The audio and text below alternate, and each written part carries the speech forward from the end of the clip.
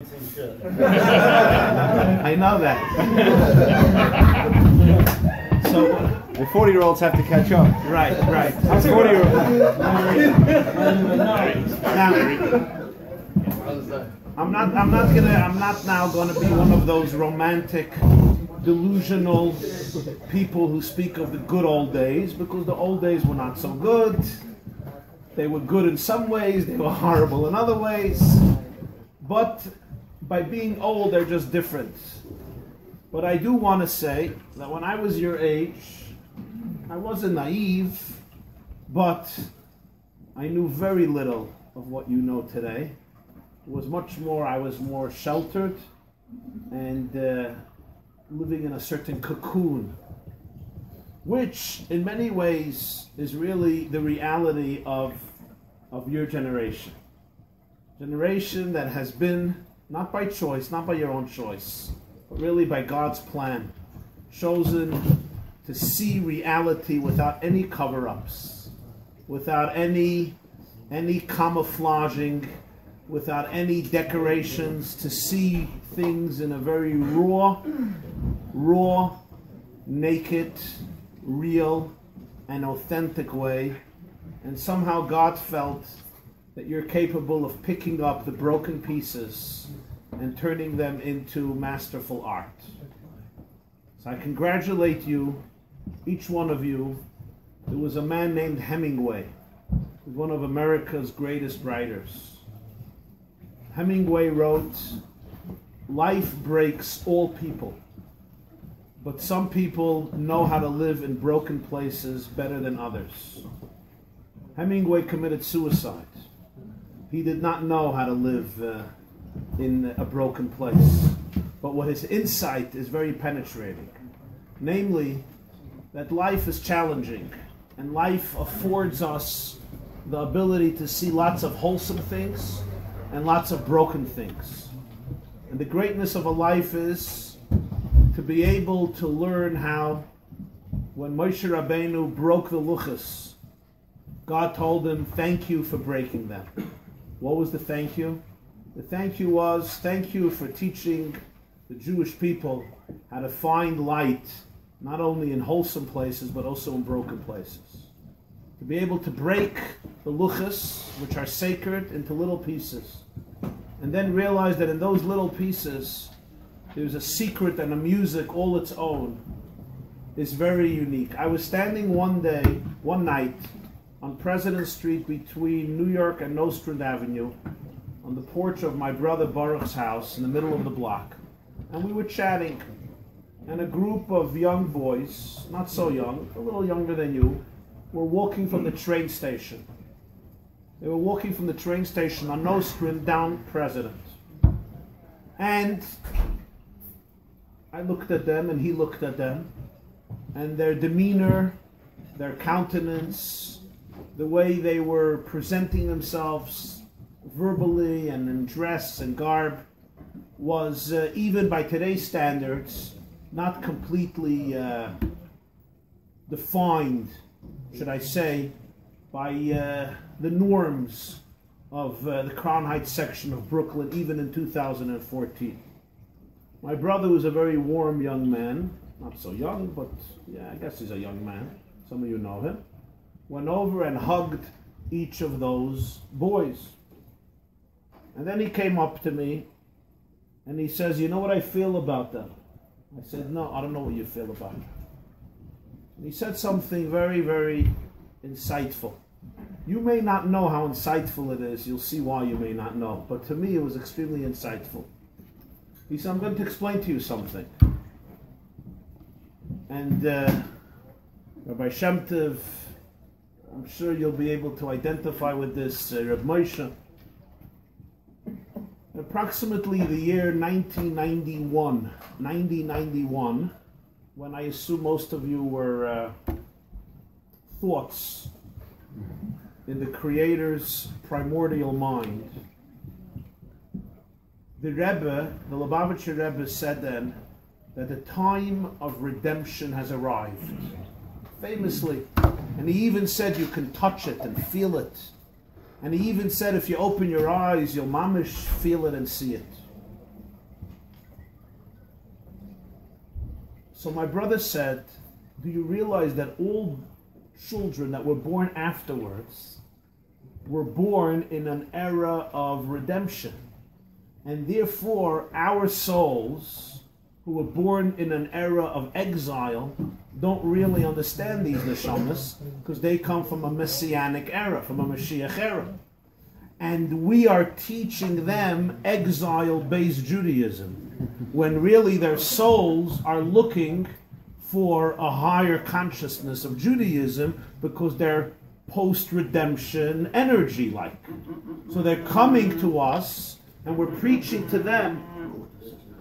They're coming to us, and we're preaching to them an exile-based Judaism, which their souls, which their souls reject because of their deep connection to a higher consciousness.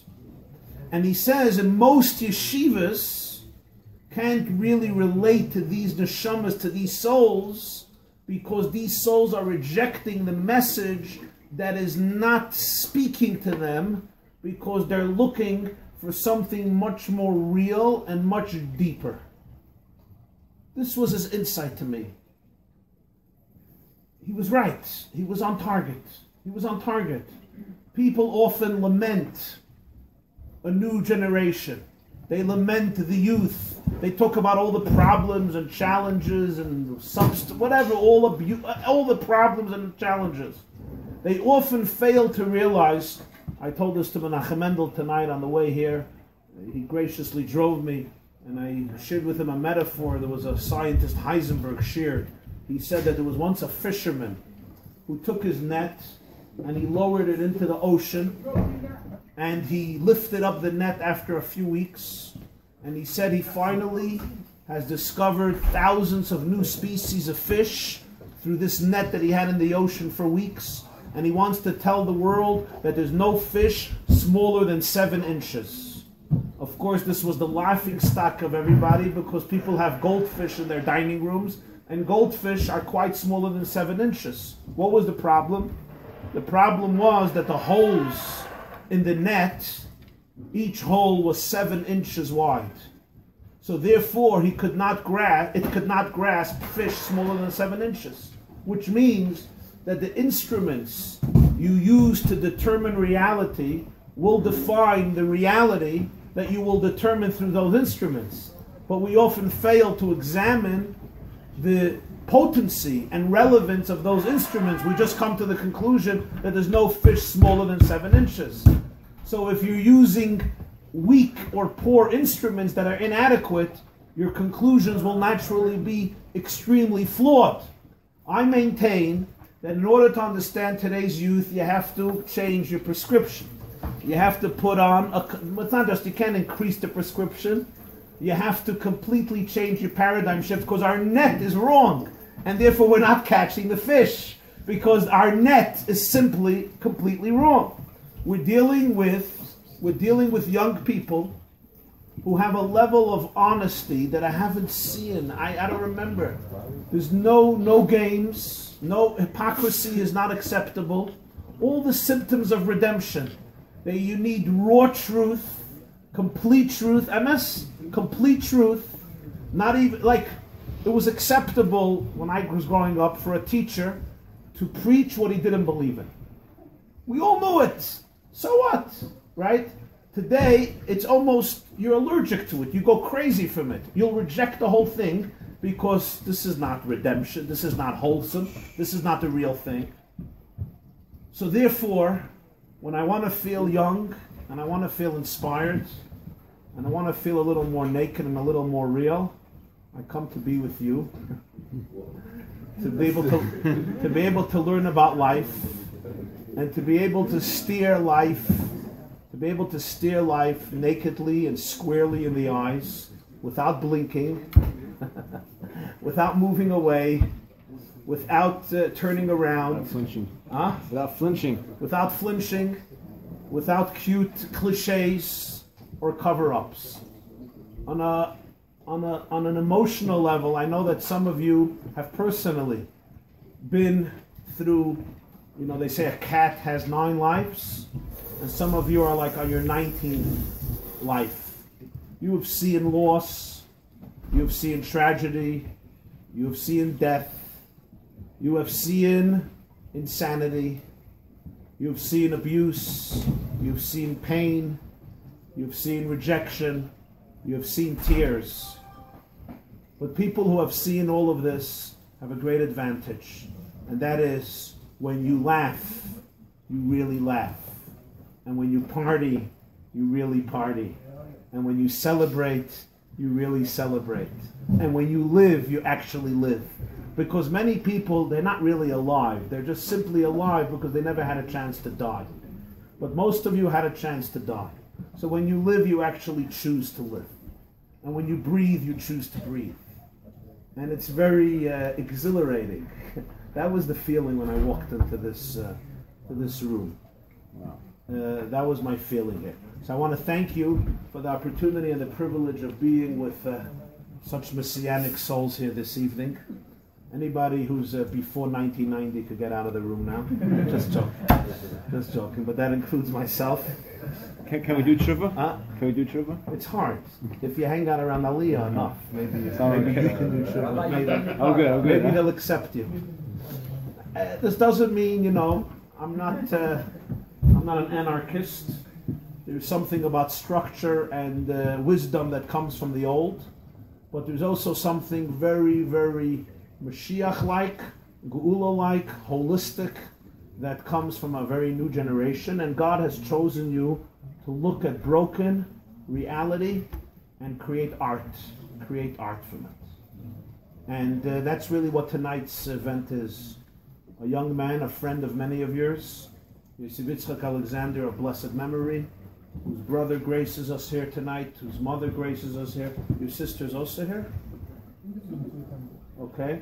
And many other family members and friends, close friends, distant friends, community members, Aliya friends, since he was a truly frequent visitor, and not just visitor, he lived and breathed and cherished the beautiful community of Aliya. And he died 2 years ago at the age of 20 on the 11th of Kislev. And there's a component of grief, there's a component of sadness. I don't have to elaborate on that. It's very obvious, it's understandable, especially considering the age of the Baal Yortzeit. But nonetheless, we're here together to remember, and not just to remember, but to continue his melody, and to continue his passion, and to continue his love, and as his mother said, to remember him not just for the past, for the future. So it's really looking at a broken event and trying to bring light, trying to bring some goodness, some positive energy, some energy of love and unity, which is certainly what his soul cherishes on this night, because on the Yortzeit, a soul experiences an extraordinary elevation, and it's very real. We don't see souls, we don't hear souls, so we don't take souls seriously. Although many of you do, because you're too familiar with death, unfortunately. But souls are a very real reality. And I remember once the Rebbe said that when a soul is elevated on its Yortzeit, all the people connected to it are also elevated. They're also invigorated. So on his elevation of his Yortzeit, in the world he is in, it's an opportunity for all of us to look at something tragic and difficult and broken, and yet in the tradition of Aliya, which means elevation, Aliya is really taking the Yerida, the broken luchas, and turning it into an Aliya, turning it into a catalyst and a springboard for elevation. The Rambam says that Moshe instituted the 7 days of Shiva and the 7 days of Sheva Brachas. He says it together. So I think it's also very moving that his brother is going to be getting married in a few weeks, and I see his father-in-law is here to check him out and to see the people he's hanging out with at Aliya, and to make sure that his daughter is safe. He's hanging out in a wonderful place, one of the most cherished places in Brooklyn and Crown Heights. Rabbi YY, you have nothing to worry. But it does remind me of one of the greater jokes, and that is that there was this Baal Tshuva, Chabad Baal Tshuva, who went to learn in Hadar HaTorah. You know what Hadar HaTorah is? It's like a yeshiva for Baal Tshuva. And he calls his mother, after 6 months of not speaking to her. His mother's a San Francisco, good Jewish secular woman, you know, who eats cranberry sauce in Turkey on Thanksgiving and maybe even Yom Kippur. And he calls his mother, and he's this real inspired Baal Tshuva, Hadarat Torah, Lubavitch, full force, right?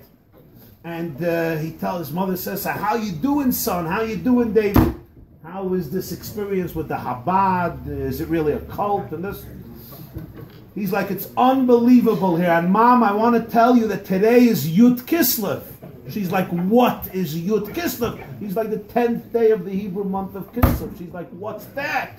He says, it's the day that the Mittele Rebbes was liberated from prison. Who's that? The Mittele Rebbes, Rabbi Dov Ber, the son of Rabbi Shneur Zalman of Liadi, the founder of Chabad, in the year 1827, was liberated from Tsarist in prison. And therefore, Mom, it's a good day for you to do mitzvahs and give charity and pray and do all good things. Okay, son, have a wonderful time. She calls up next week. Says, son, how you doing? He says, it's awesome, and I want to tell you today is Yud Kislev. She's like, what's that? He's like, the day when Rabbi Shneur Zalman himself was liberated from imprisonment. He was in prison and he came out, and it's an awesome, unbelievable day. She's like, okay. She takes a break. She calls him back a few months later. He's like, how is it going? He says, Mom, it's unbelievable, and today is Yud Beis Tammuz. She's like, what's that? He's like, the day when Rabbi Yosef Yitzchok Alexander, the 6th Lubavitch Rebbe, was liberated from communist prison. It's like an unbelievable day for you, to metamorphosize your life. So she's like, son, I'm really happy that you're doing so well. But, the first time you spoke about this Mittler out of prison, and then the next guy, and now, I'm just a little worried about the people you're hanging out with, who are all being... I'm happy that they're coming out of prison. Are all the people you hang out with convicts? Are they all in prison? So he's hanging out with very good people, but really the juxtaposition between a Yortzeit and the preparations of a wedding are very meaningful, because it's the story of the Jewish people who never allowed downfalls and brokenness to stifle them and paralyze them and kill them. But they used it as a springboard for rejuvenation, as in J-E-W. So I read this story that really touched me. There was an Italian, those who are really into music, like music connoisseurs may know the name. If not, there was an Italian composer and director of music. His name was Arturo Toscanini. Toscanini, right? Your chaver. Huh? Yeah, sounds like Toscanini. He died in 1957. First of all, he was a brilliant musician, composer, director. Two, he was a photographic memory, so he had this nuance, sensitivity to musical notes that was extraordinary. And his biographer wrote a biography of Toscanini. And there, he writes the following episode. He said one night he phones Toscanini and says, can I come over tonight to speak to you for this biography that I'm preparing? Toscanini says, tonight is not a good night, I'm busy. What's going on, Toscanini? He says, I used to direct a symphony overseas. I have now given it over to somebody else, who's now going to be directing the symphony for the first time since I moved.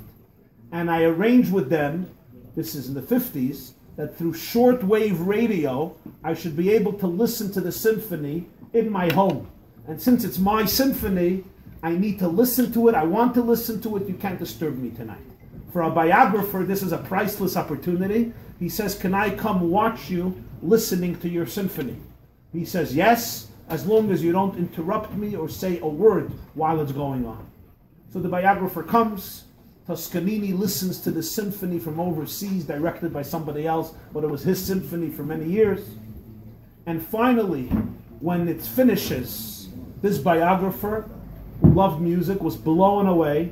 He turns to Toscanini and he says, that was incredible, no? That was amazing, that was beautiful. And Toscanini says, not really. He's like, what was the problem with it? What was the issue? He says, the issue? The issue was there were supposed to be 15 violinists, and there were only 14.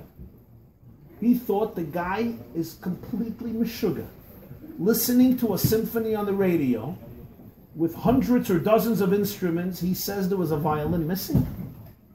Curiously, he phones the new director the next day overseas and asks him how many musicians showed up to the symphony last night. And the man says there was supposed to be 120 musicians, but only 119 showed up. Which instrument was missing? He said we were supposed to have 15 violinists, only 14 showed up. He thought he's going to he'll fall off his chair. He comes back to Toscanini and he says, Arturo, you have to explain this to me. I'm standing with you in a house, we're listening to the radio to a symphony with 120 musicians. How in the world did you know that 14 violins were playing instead of 15? How? Toscanini looks at him and says, that's the difference between you and me. You're part of the audience. I wrote this music. And when I wrote this music, I wrote the notes in a way that for all the notes to play, they require 15 violinists. When I was listening to this song, to this ballad, to the symphony, not all the notes were met. And that's when I knew that one violin was missing, and therefore those notes were not met. And when I read this story, I thought to myself, what an extraordinary metaphor for life. Looking at yourself and looking at people. We're the audience.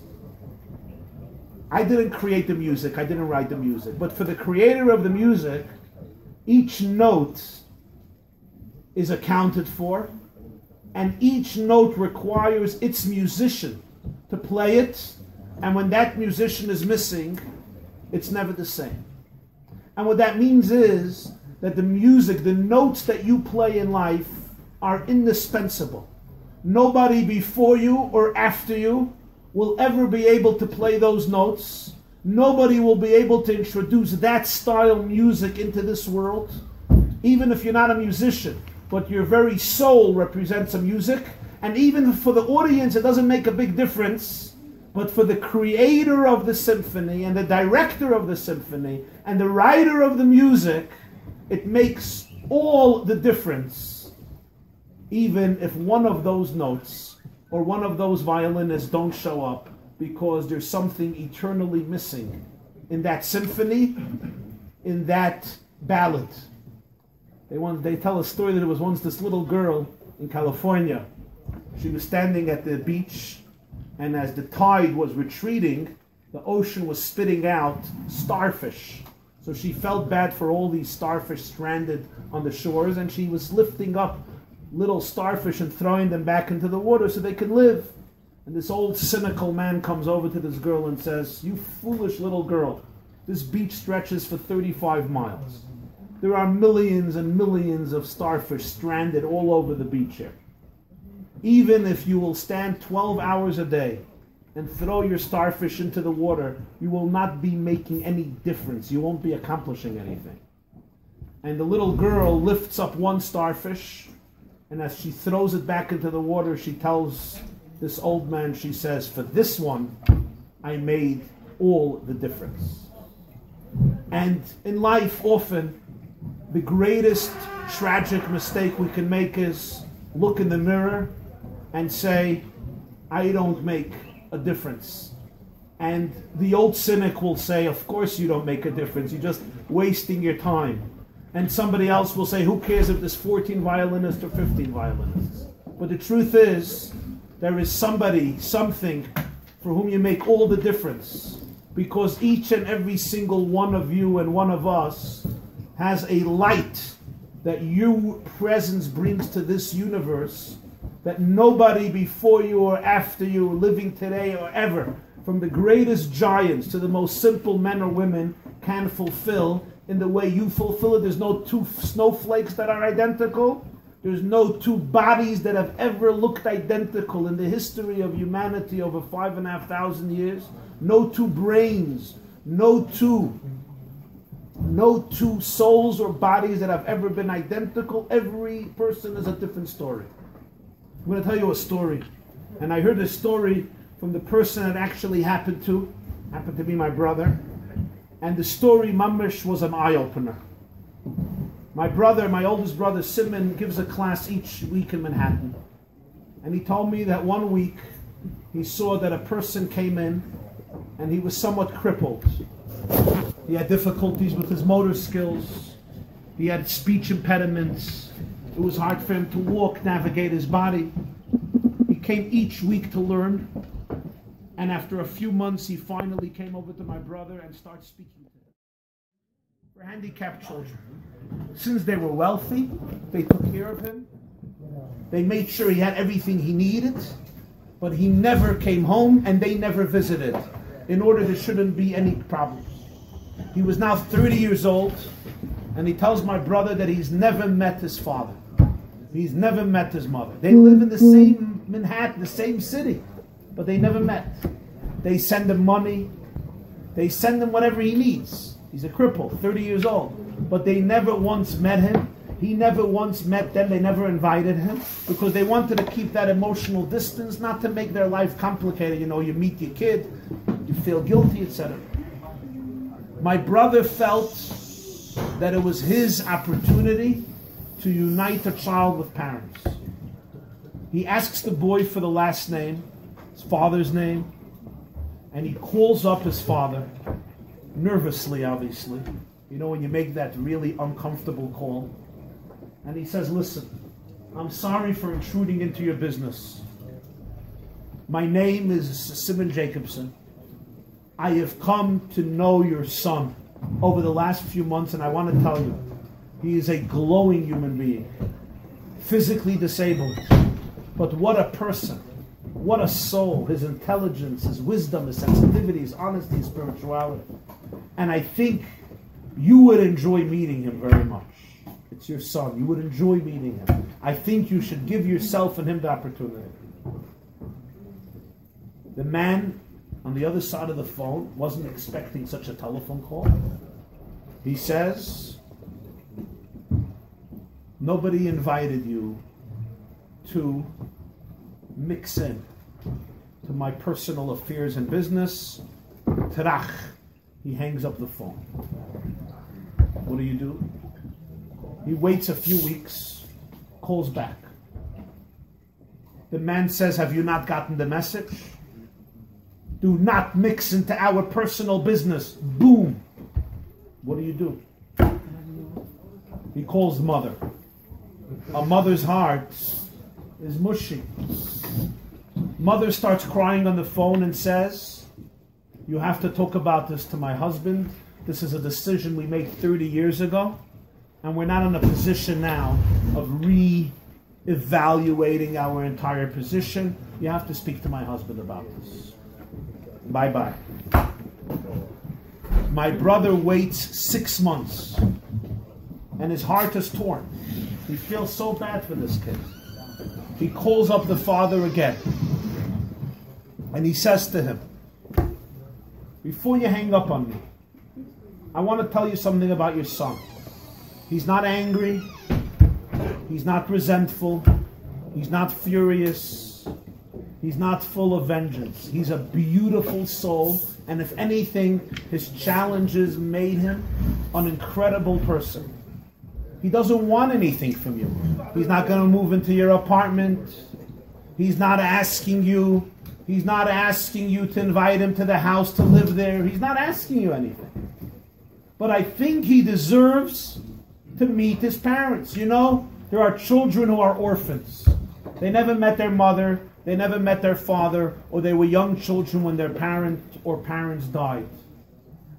And all their life, They want to hear stories about their parents. When somebody says, I knew your mother, I knew your father, I knew your brother, tell me about them, tell me about them. They look at pictures and they wonder what this person was like and what life would have been if they had a parent. You have a living child who has living parents. You're going to deprive your child from the ability of seeing his father, seeing his mother. There's something off about it. Just meet. The man says, let me think about it. Boom. Calls him back a while later, and to my brother's shock, he says, okay, with one condition, you have to be there. He didn't understand why, but perhaps he wanted this buffer zone, emotional buffer zone. Fine. They arranged a meeting Sunday afternoon. My brother showed up. The 30-year-old boy showed up. A penthouse overlooking Central Park. Gorgeous, stupendous, a multi-million-dollar penthouse. Told me you walk in and mamish, you don't know that in Manhattan there's such a spacious home you wouldn't imagine. The views are tremendous. He sees how the house is kept up. He understands what the boy was saying, that they're wealthy, affluent, and extremely influential. The father is sitting at the table, the mother is sitting at the table. The boy walks in, he sits down, my brother sits down, and nobody is giving anybody eye contact. Father's looking in one direction, the mother's looking another direction, he's looking down. So what do? So my brother starts talking about Sunday afternoon football. I mean, that's a pretty casual conversation, but won't make anybody uncomfortable. You finish with that, you talk about the weather. You finish with that, you talk about Obama. You finish with that, you talk about global warming. You finish with that, you talk about Syria, Iraq, Egypt, Middle East. You finish with that, you talk about Ferguson, of course. But after 10 minutes, you finish talking about the basics. You know, it's called elevator talk, right? You finish, so what now? And nobody, everyone is so uncomfortable. So my brother has no choice, he's the shadchan. The matchmaker got to make it good, right? So he mixes it and he says, okay, listen. We all know that we're here for a reason. We're not here to discuss Sunday football, as exciting and entertaining and important a topic it is. There's a shidduch crisis. That's also true. And there's a lot of other crises in this world, yeah? There's a tuition crisis. There's an education crisis. There's a lot of crises. We all know that. Yeah. There's a Mashiach crisis for 2,000 years. That's 100%. Yeah. That's the source of all the crises. If we can get rid of that crisis, everything will follow suit. So he says, we're here to meet. And he turns to the father and mother and says, I want to introduce you to your son. I had the privilege of knowing him now for a long time. Comes every week to learn with me in Manhattan. And I thought you would both cherish the opportunity of meeting each other. And that's why we're here today. And the boy, who has a serious speech challenge and a lot of motor difficulties in his body, he was serious disabilities, opens his mouth. He speaks slowly. He can't pronounce every word clearly. But these were the words he spoke that day. He said these words: Mama, Papa. He couldn't say a patach, he couldn't say papa or mama. Simply he couldn't use that vowel. So he says, Mama, Papa. I am not perfect, as you know.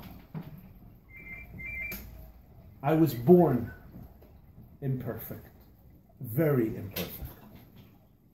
But Mama and Papa, you're also not perfect. I have forgiven you for your imperfections. I hope one day you will be able to forgive me for not being perfect. Just like I have forgiven you for not being perfect. And he was quiet. His mother broke down weeping. She walked over to her son, and they embraced for a long time.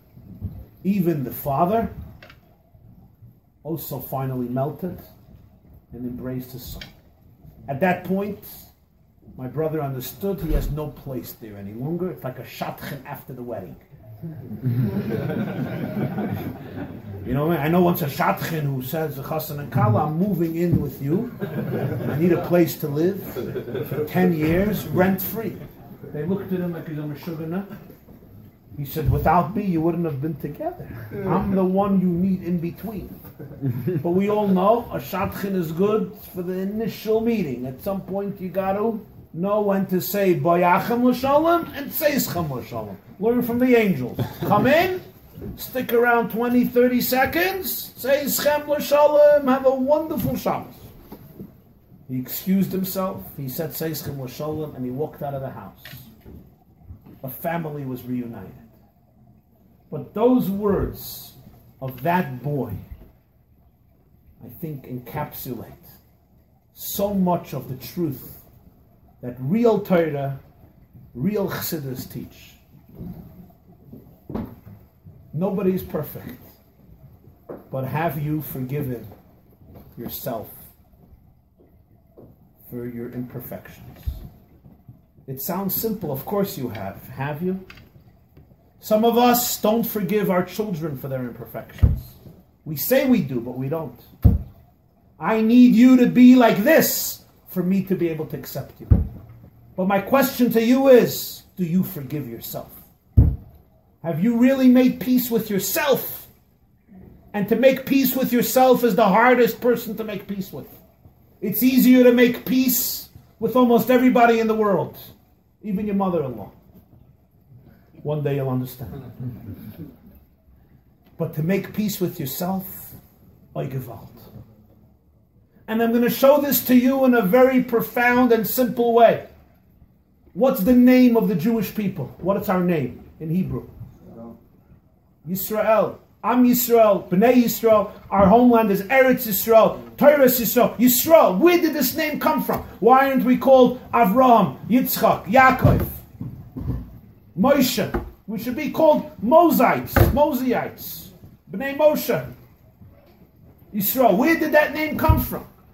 The answer is, actually, Parshas Vayishlach, Yaakov is on his way home from Turkey, from Haran. It was always an exciting place. Then you had Lavan, now you have ISIS. And same area.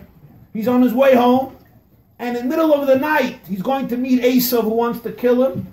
After 20 years, in the middle of the night, oh, today's Shir Chumash. Yeah. What happens? You know the niggin.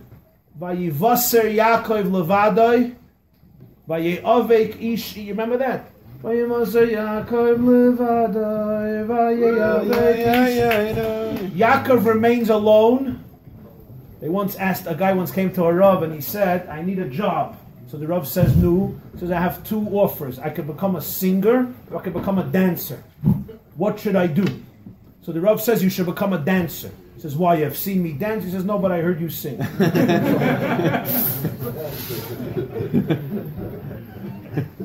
Vayivasa, Yaakov remains alone, and a man battles him till dawnbreak. Battles him and wounds him, he maims him. In the morning, Yaakov says, bless me. He changes his name from Yaakov to Yisrael. He changes his name from Yaakov to Yisrael, and that becomes our name.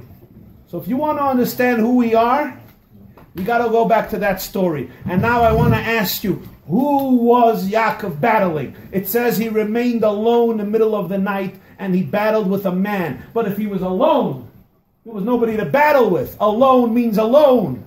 So who was he battling with? He was battling with himself. But what was the battle about? So friends, open your hearts. Open your hearts. Okay? Your hearts are open, but open them even more. Listen to this. The word Yaakov means heal.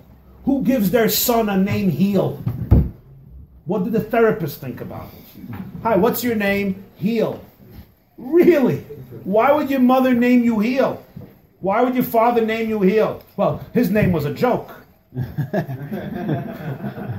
didn't get that. Okay. His name was a joke. So it's great. Yamoid, Heel, Ben Joke. Great self-confidence. Why did they name him a Heel? You remember? I don't mean to bring back nightmares from yeshiva. But when he was coming out of the womb of his mother, he was holding on to the heel of his brother. Who in the world names their son Heel because he's holding on to the heel of his brother? He's not even holding on to his own heel, for heaven's sake. Then it would be a cute scene. You would put it on Facebook, you would take a picture, this kid comes out holding on to his own heel. It's cute. It's cute. You ever itch your heel? You ever hold on to your own heel? But today you don't take pictures of it, I hope, when you scratch your toes. For your fungus. Oh, you take pictures? Okay. No, not me. I see you do. Maybe once in a while. But if you would come out of the womb of your mother, hold that position, it's cute. But he's holding on to his brother's heel. So they name him Heel because he's holding on to his brother's heel. What does that tell you psychologically about this boy? He's holding on to his brother's heel, and that's the name Yaakov. Now listen to this. They get a little older. His brother comes home hungry. He sees sushi on the table. He says, I want sushi or lentils. He says, no problem. Sell me your birthright. He gets his birthright. So he's holding on to his heel. Now he gets his birthright. Now they get older, and his father wants to give the older one blessings, and he comes and dresses up like his brother and takes his blessings. So you see what's going on? Who does Yaakov want to be like? He's holding on to his brother's heel. He takes his brother's birthright. He takes his brother's blessing. Somehow there's something in Esav that is very appealing to him. And Esav hates his guts. Esav wants to kill him. Esav, huh? Nice. Woo! Nice. Torah, yeah, Torah. Esav wants to kill him. But now look at this. And he prepares for war. What happens when Esav meets him? He gives him the biggest teddy bear hug. And a pat down. They try to bite his neck. No, fine, but in pshat, he hugs him, he kisses him, they cry, they love each other. What happened? Nobody knows what happened. The answer is Yaakov battled himself in the middle of the night. And listen to what the battle was. Once and for all, Yaakov had to make a decision. And the decision he had to make is, will he have the courage to be himself, or will he always feel the need to be Esav? You see, so many of us in life are always saying this to ourselves. If only my mother would have done this, my father would have done this, my parents would have done this, my yeshiva would have done this, my Rebbe would have done this, when I was 14 this would have happened, when I was 16, if only I would be like my brother, like my sister, like my dad, like my uncle, like my nephew, like my niece, if only I would have a different brain or a different heart, a different community, a different school, a different mother, a different this, a different that, then I would be a success story. But because I am therefore X, Y, Z. And I'm always looking at Esav and feeling there is where love is, there is where success is, there is where it's happening. And I'm just Nebuch, this little loser nerd who has to find himself in a struggling world. In the middle of the night, Yaakov had to ask himself, will you ever have the courage to really love yourself? Will you ever have the courage to embrace yourself? Now, I don't mean this in words, who doesn't love themselves. I mean this in a very deep place. Will you ever really be able to accept you? Kotzker Rebbe once said, okay, listen to this. Ich bin ich, weil du bist du, und du bist du, weil ich bin ich nicht ich, und du bist nicht du. Ich bin ich, weil ich bin ich, und du bist du, weil du bist du, bin ich, und du bist ich. Und du bist du. Oh, real Freudian slip. Oh, that was a real Freudian slip, no joke. But you got that? Should I do it in English? I'll do it in English for those of you who studied in all the Torah. Like me and Mati Shamte.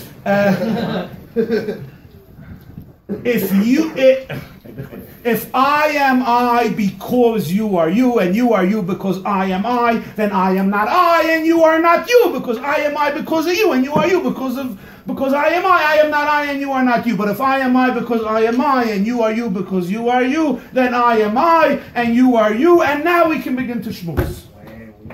You got that? And that's what you have to know in life. Can Yaakov be Yaakov, or does Yaakov always have to be Esau?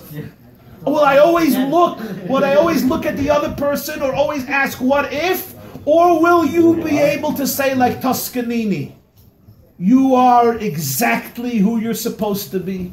Your story is exactly what your story was supposed to be. Now take that life and turn it into a piece of music. And you know what happens at the end of the night? Yaakov is limping. He's limping. You know what this man is telling him? He's telling him, Yaakov, you're a great guy, but as a result of trying to be somebody else, you have been limping your whole life. Now, some of us have a physical limp, but some of us don't have a physical limp. We're maybe erect and strong and even muscular. You may even go to the gym and bench press 395. Right? So you're not limping at all. You're not limping at all. But you know what? Some of us have a psychological limp. You know what a psychological limp is? A psychological limp is, I may be physically fine, erect, strong, powerful, but internally I'm limping. Internally, I don't appreciate my soul. I don't appreciate me. I don't appreciate my shlichus in this world. I don't appreciate God's unconditional love to me as His person in this world, as His servant in this world, and I'm always turning my back. I'm always limping. I'm always ashamed. I'm always seeking and wondering. I can't be free. I can't celebrate who I really am. And Yaakov realizes that he's limping, and he turns to his inner child and he says, so what should I do? And the guy says, you need a name change. You're not a heel. Forget Yaakov. You're not a heel anymore. You got to become Yisrael. Yisrael is Leroy. You can't be a heel. You got to be a head. You can't be holding on to somebody else's heel. There was a guy wild, he once said, don't live somebody else's life. Don't copy somebody else's life, because that life was taken already. Somebody once said, we're all born originals. Most of us die as copies. Most of us die as copies. Why? They once asked a 104-year-old woman, I saw an interview, what's the advantage of living to 104? And she said, no peer pressure. Now, this doesn't mean whatever I'm in the mood of, I always have to do because that's my mood. Because sometimes my moods suck. And sometimes my instincts are telling me to do the wrong thing. What it does mean is cherish. You cherish your soul, cherish your heart, cherish your mission, cherish your shlichus, cherish your identity, cherish your life story, and most importantly, realize that you can write the most beautiful story of your own life. So when Yaakov makes a name change to Yisrael, you know what the next scene is? Esav kisses him. You know why? Once Yaakov loves Yaakov, Esav can also love Yaakov. As long as Yaakov doesn't love Yaakov, Esav is uncomfortable with Yaakov. He also got 7 times before he met too, so he knows by himself. And the same is true with the Jewish people throughout history. Take Israel. If the world is ever going to love Israel, it's when Israel will love Israel. Because only when Jews really respect themselves can the world respect them, because the world respects Jews who respect themselves. Esav respects Yaakov who respects Yaakov. People love the person who loves himself, who appreciates who he is, and he's not a nachschlepper. He's not a copy, but is an original, is connected. This means you're a leader, you're not a victim, you're not a follower, you're a leader. You're involved in leadership. Those of you who are involved in giving, in creating something, there are 3 types of people. There are people who make things happen, there are people who watch things happen, and there are people you have to tell them something happened. And you got to choose. You got to choose. You're going to make it happen or watch it happen or just, oh, really? Something happened? So, my dear friends, on this great night, Mitzvah Chag HaGeula, which is a festival of redemption, Pada b'shalom nafshi means getting out of shackles. When we commemorate the Yortzeit of a dear friend, Yosef Yitzchok Alexander, Yossi of blessed memory, I think that his life of caring and dedication and love and pain beacons to us tonight to be able to redeem ourselves, to be able to liberate ourselves from our shackles, and to be able to forgive yourself for your imperfections, forgive your parents for your imperfections, forgive God for your imperfections, forgive the world for your imperfections, and really be able to redeem yourself, to create a paradigm shift where you're not a heel, you're a head, you're not a victim, you're a leader, you're not responding to life, you're creating life, and you're not holding on to somebody else's heel, but you truly cherish your innermost core, because it's not evil, it's not ugly, and it's not underdeveloped. It's awesome, it's perfect, it's impeccable, and it's flawless. Neshamash and asatabi tahirihi. Finally, there's a Jew in Israel, is the Mittele Rebbes, and he once spoke, and he asked in a speech, he said, what's the difference between Breslov? You know Breslov? You know Breslov? What's the difference the Mittele Rebbes did in Breslov and Chabad? So he said, I'll tell you the difference. Reb Nachman of Breslov wanted all the Breslovers to have long payas. Why? You know why? He said, most of you will end up in hell. How am I going to get you out? So if you have payas, I'll grab onto the payas, I'll schlep you out. He said, a Breslover comes to heaven, and they say, how, no, you've been to Uman, yeah. Were you a good Breslover? B'tachin, amunah, is baita, it's not really, go to hell. Goes there, the barbecue gets hot, and he starts screaming, Tate, Abba, Nach, Reb Nachman Rebbe. Nachman of Breslov hears a Jew screaming, comes in, he have payas, takes him by his payas, takes him out of hell, brings him to paradise. Mittele Rebbes is one of the big famous Rebbes in Israel today, says, now there's a story of the Lubavitch. Yosef comes to heaven. They say, no, you were a real chassid of the Rebbe, yeah, go to hell. Comes to purgatory, gets hot, the barbecue gets heated up, hotter, can't take it. So what does he do? He starts screaming, Rebbe! The Rebbe hears a Yid screaming, goes to help him, sees this guy, says, Rebbe! Mittele Rebbes says, the Lubavitch Rebbe comes over to him, takes out $1, gives it to him, says, Hatzlacha Rabbe, and your shlichus right here. And what he brought out was a very powerful message. And that is, there's no such a thing, I'm in hell. You're a shliach to hell. You're not in we not goyres that somebody is in hell. Doesn't exist. If you're in hell, you're a shliach there. So it's time to open a Chabad house. Time to create an institution. You're dealing with depression, and you're dealing with anxiety, and your brain is one of those interesting brains that you're not sure if and when and how you want to live, whatever, all these funny things going on in some of your brains. So there's two ways of looking at it. One way of looking at it is, I'm really screwed up, and Prozac and Zoloft has not been helping. And the 7 years of therapy, first of all, I'm out of money, and second of all, I've been already to 12 of them, and I'm done, right? And even Aliya is getting boring. That's one way of looking at it. Another way of looking at it is, you were sent into this place. You were given this brain, you were given this soul, you were given this life story because you are empowered to be able to confront it, to look at it squarely in your eyes, unflinchingly, and to bring a certain amount of light into that reality. That's how you look at it. You say, I'm in purgatory, I'm in the abyss, I'm down there. You're not there, you were sent there. And you were sent there by someone who appreciates you more than you'll ever imagine. Shluchai shel Adam k'moisa. You were sent there. In our generation, every person was sent. You were sent, and if you were sent, you represent the one who sent you. And therefore, never underestimate your power, boys.